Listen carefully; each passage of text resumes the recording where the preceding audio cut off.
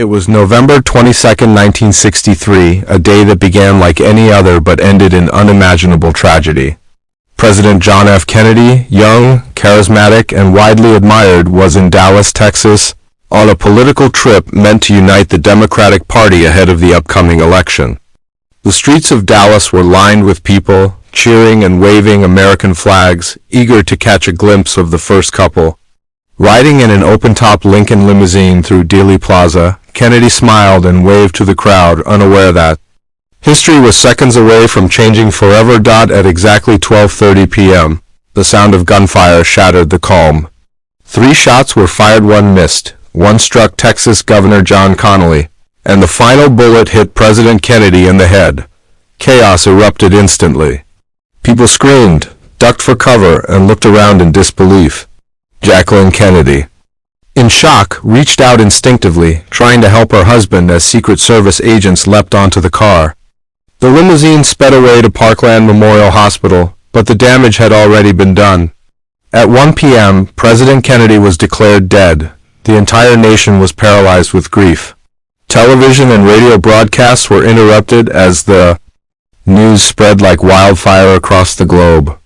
A wave of sorrow and confusion swept the world. How could the President of the United States be gunned down in broad daylight? In an era before 24/7's media, this was one of the first global tragedies to unfold live. The Zapruder film, shot by a bystander, captured the horrific moment frame by frame, searing it into the collective memory of a generation. This wasn't just the assassination. In 1937, Amelia Earhart set out on her most ambitious mission yet, to become the first woman to fly around the world. With navigator Fred Noonan by her side and a custom Lockheed Electra as her aircraft, she had already covered 22,000 miles by the time they reached Lae, New Guinea. Only 7,000 miles remained.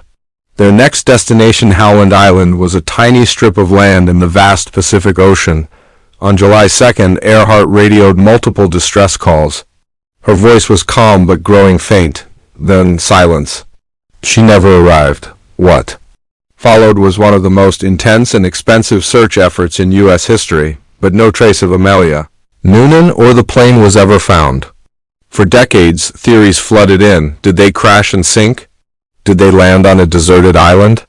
Were they captured, or did they live in hiding? Bones discovered on Nicomaroro Island, radio signals, and scattered reports only deepened the mystery. Despite the technology of today, her disappearance remains one of aviation's most haunting puzzles. How could the world's most famous pilot simply vanish without a trace? Her final flight became more than a tragedy, it became a legend. And with every passing year, the mystery only grows stronger.